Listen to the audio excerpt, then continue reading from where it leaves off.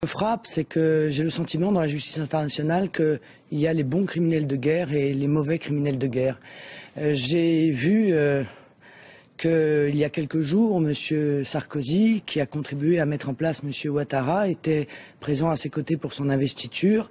Or, Amnesty International considère que les armées de M. Ouattara se sont rendues coupables de crimes de guerre et de crimes contre l'humanité. Mais M. Ouattara n'est pas poursuivi par la justice internationale. Mais justement, le sera-t-il? C'est toute la question de savoir si nous ne sommes pas toujours dans la justice des vainqueurs et si les intérêts qui sont en jeu correspondent réellement à des intérêts de justice. Nous verrons donc si M.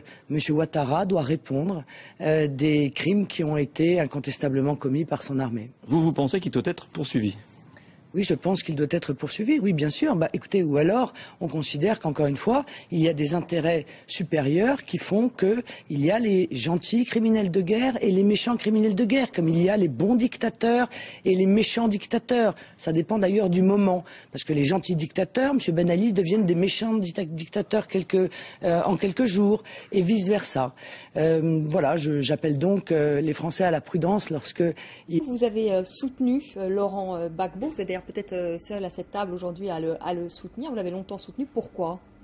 Écoutez, moi j'en ai un peu marre de toute cette comédie médiatique qui couvre en fait la recolonisation de l'Afrique sous des formes. Autrefois, nous faisions des coups d'État, je dirais, militaires. Maintenant, nous faisons des coups d'État électoraux. Je commence à en avoir assez, comme me disent ici, qu'il faut arrêter Laurent Gbagbo et le juger. Je dirais, s'il y a des gens à juger, il faut juger tous les belligérants, dont M. Soro, dont M. Ouattara. D'accord? Et je trouve dommageable qu'aujourd'hui, des Ivoiriens, pas seulement des Ivoiriens, des Africains dans le monde entier souffrent du fait que la France, parce que nous sommes d'abord des Français aussi, il y a énormément d'Ivoiriens aujourd'hui dont les familles sont tuées par leur pays, la France. Et ça, je n'ai aucun soulagement à entendre ça. Parce que je pense qu'on peut négocier les choses différemment et ne pas forcément aller tuer des gens, bombarder les gens pour mettre des amis au pouvoir. Parce qu'il s'agit de mettre M. Ouattara au pouvoir. Aucune élection au monde ne mérite qu'on tue les peuples pour elle. Parce qu'il ne s'agit que de la vie des hommes. La vie des nations, elle est plus longue. C'est dans le long terme. Et aujourd'hui, on a tué des milliers de gens. M. Ouattara a fait assassiner des milliers de personnes également depuis ce week-end. Donc, je pense qu'il n'a pas sa place en tant que chef d'État en Côte d'Ivoire, jusqu'à présent. Soro Solo. C'est une fausse polémique. La question se pose partout en France. On l'a posée à Alain Juppé. C'est pas parce que tout le monde la pose qu'il y a une réalité. Elle n'est pas justifiée. Elle n'est nullement justifiée. Qu'est-ce que vous auriez voulu que la France fasse? Je sais pas, je vous pose la question. La France a agi dans le cadre de la résolution 1975 du Conseil de sécurité des Nations Unies. Une résolution qui a été votée unanimement. Alors Rost. Ah non, mais moi je suis absolument outré par les propos que j'entends. C'est grâce à des gens comme ça que l'Afrique n'arrive pas à s'élever. C'est inédit, c'est la première fois qu'il y a deux chefs d'État dans un même pays. C'est la première fois que celui qui est au pouvoir dit qu'il y a eu des irrégularités. En général, c'est l'opposant. Et moi, mon analyse de ça, c'est-à-dire, on a l'habitude de nos élections au Niger, et moi, je fais un travail sur les retours à la démocratie au Niger depuis à peu près 10 ans, et dans d'autres pays, donc on a l'habitude de nos élections en général. C'est l'opposant qui conteste, parce que celui qui est au pouvoir a l'armée, la police et l'argent pour manipuler qui il veut. Pour une fois, celui qui est au pouvoir, je crois que si Gbagbo voulait tricher, il n'y aurait même pas eu de débat. Moi, c'est mon opinion. Non, Alain Grèche, un dernier mot parce qu'il reste 30 secondes. Un espoir. Ouattara, il faut le dire, a fait l'essentiel de sa carrière au FMI. Et je vais dire rapidement, sans le démontrer, j'en aurai pas le temps, je ne veux pas abuser de la parole, le FMI est le premier organisateur du pillage de l'Afrique. Nous pouvons être d'accord sur quelques points. L'Afrique est pillée, l'Afrique est volée tous les jours. Il y a une poignée de capitalistes, de gangsters, d'impérialistes qui profitent, ils sont quelques dizaines, qui se remplissent les poches pendant que nos soldats sont tués là-bas. De l'argent qui est dans notre porte-monnaie vient précisément de l'exploitation depuis des siècles de l'Afrique. Pas uniquement, mais beaucoup viennent de l'exploitation de l'Afrique. On nous a montré les gens entrant par un souterrain pour arrêter Gbagbo. Vous savez quel est ce souterrain? C'est le souterrain qui reliait l'ambassade de France à la présidence de Côte d'Ivoire du temps d'Houphouët-Boigny. C'est-à-dire, c'est montrer à quel point la Côte d'Ivoire a été un protectorat français, une colonie française, même pas un département. Et on a pu le surprendre. Quand Gbagbo est arrivé au pouvoir, il a fait installer un mur. Là, les Français ont cassé le mur. On ne peut pas dire que c'est les hommes de Ouattara, à moins qu'ils ne fassent dans l'ambassade de France ce qu'ils veulent. Bon, donc ils ont cassé le mur et puis ils ont capturé. Voilà le grand exploit. Et ce soir, on nous dit, je lis ça dans les journaux, on va le traduire devant la Cour pénale internationale. Et c'est pourquoi la Cour pénale? Pourquoi pas un tribunal ivoirien? Parce qu'on sait très bien qu'un tribunal ivoirien acquitterait Gbagbo. Même malgré les protestations, vous pourrez dire, parce que la vie, l'opinion qu'on peut avoir sur Gbagbo, c'est pas un Français de l'avoir, c'est un Ivoirien. Et donc, qu'est-ce que vous faites là sur Ouattara? Attendez, je ne savais pas que vous étiez Ivoirien. Permettez-moi de continuer. Bon, je n'avais pas remarqué que vous étiez Ivoirien. Je ne m'énerve pas, moi. Non, il ne faut pas dire des choses comme ça. Je ne défends pas un homme contre un autre. Bien sûr, vous défendez un homme contre un autre. Je défends une cause. Nous avons un chef d'État en Afrique. Vous êtes son avocat. Oui, nous avons un chef d'État en Afrique qui dit non. Et on dit, ce n'est pas possible qu'un nègre nous dise non, bon Dieu. Il n'a jamais dit non à rien, Gbagbo. Et donc, à ce moment-là, on a notre type bien vêtu, formé au FMI, et il est gentil, et on va le mettre à la place. C'est la France remplaçant l'empereur Tantaï ou l'empereur Zuitan par Baoudaï. Nous avons là un Baoudaï, nous on a installé un Baoudaï. Et parce que ne dites pas qu'il était populaire, on n'est pas populaire quand on appelle l'armée française à la rescousse pour prendre le pouvoir, nom de Dieu. Voilà ce que je voulais dire. Je connais la Côte d'Ivoire depuis 1969, j'avais 20 ans, ça fait 40 ans. Et je souffre pour ce qui est en train de se passer là-bas. Pas seulement pour ce que vous dites des excès de la France, ou des États-Unis, ou des Occidentaux, de ceux qui se présentent comme des démocrates. Et je rejoins un artiste pour dire qu'il faut que la Côte d'Ivoire se réconcilie, se rassemble. Moi, je crois que M. Ouattara a fraudé massivement dans le Nord, et j'en ai la preuve, dans 5 bureaux. Il y a des bureaux où il a fait pour Gbagbo 1 et 500 pour Ouattara. Ça, si l'ONU, le machin comme disait De Gaulle, si la commission électorale dite indépendante dit la vérité, ou bien elle annule les élections, ou monsieur qu'on a entendu parler tout à l'heure, le Coréen, monsieur Choi, il s'en retourne aux Nations Unies. Quant à monsieur Han Ki-moon, qui fasse bien attention de ne pas déclencher des guerres comme il en a déclenché ailleurs sur le continent africain. Moi, j'aime l'Afrique, et quand je parle d'Afrique, je ne parle pas du Hamas ou de l'Irak, de l'Iran. Je parle de la Côte d'Ivoire, monsieur. Non, vous êtes au monde diplomatique. Je vous parle de la Côte d'Ivoire, de monsieur Ouattara, de monsieur Gbagbo et des gens qui, avant la colonisation, après les indépendances, avec Houphouët-Boigny, avec Conan Bédié, avec Gay, avec Guillaume Soro qui se retrouve Premier ministre à l'hôtel du Golfe aujourd'hui, moi je vous dis qu'il faut que la France calme le jeu.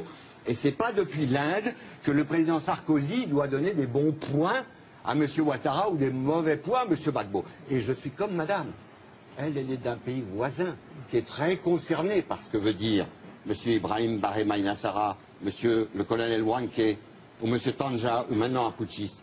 Il nous faut aider à la démocratie. Or, les Américains, de temps en temps, je me tourne vers une journaliste qui a vécu là-bas. Quand ils déconnent, quand la CIA déconne, quand Washington déconne, parce qu'ils ne s'intéressent qu'au pétrole, aux mines, à l'uranium. Nous aussi, les Français. Oui. Les Chinois maintenant. Non, mais il y en a d'autres. Il y en aura d'autres. Il y aura les Coréens, il y aura les Indiens. Mais aujourd'hui, de grâce, les Africains qui vivent en Côte d'Ivoire, qui soient baoulés, qui soient Bété, qui soient Dioula, qui soient avec M. Gbagbo, qui soient avec M. Ouattara, qui soient avec M. Bédié, qui soient avec M. Soro Guillaume, il ne faut pas qu'ils s'entretuent. Et à confondre ce que vous venez de faire, le Hamas et je ne sais qui, mais vous êtes en train, comme M. Jospin à l'époque qui avait vu qu'en Nouvelle-Calédonie il y avait des Noirs et des Blancs. Non, de grâce, de la paix, de la paix, de la paix. Que l'ONU représente quoi que ce soit. Je vais dire que ce sont les puissances occidentales aujourd'hui qui sont à l'ONU en train de redépartager le monde à leur vision. Je suis désolé. Et arrêtez de nous dire que vous venez protéger des civils quand vous les tuez. Donc, sur ce, monsieur, mesdames, je m'excuse, je m'en vais. Au revoir. Bon. Merci. Voilà. Hier, oui. Tous les membres du Conseil de sécurité ont voté une résolution demandant à M. Gbagbo de partir, pas que le Nord, y compris les pays du Sud qui sont dans le Conseil de sécurité. Comment vous réagissez? Je veux réagir. Ça, c'est de la faute de l'Union africaine. Car ce que vous ignorez, c'est que le Conseil de sécurité... beaucoup de choses. Non, mais je vais vous dire.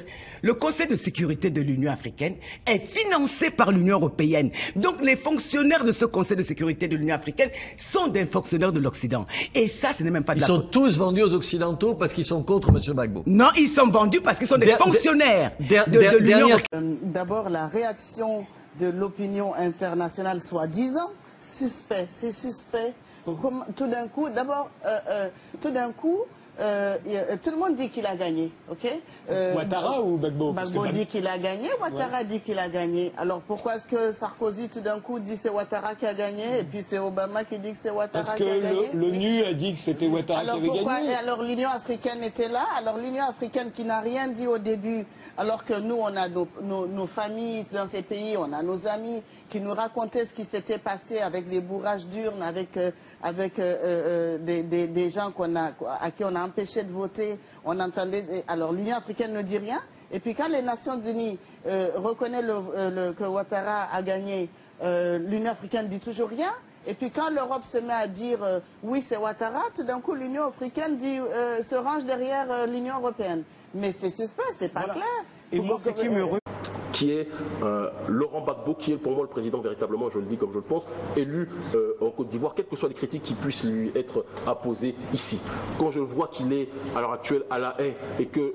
Comment ça le président élu? Le président Ouattara? Le président Alassane Dramane Ouattara, je le dis comme je le pense, a été favorisé à bien des égards. Moi j'ai l'occasion de voyager notamment en Côte d'Ivoire.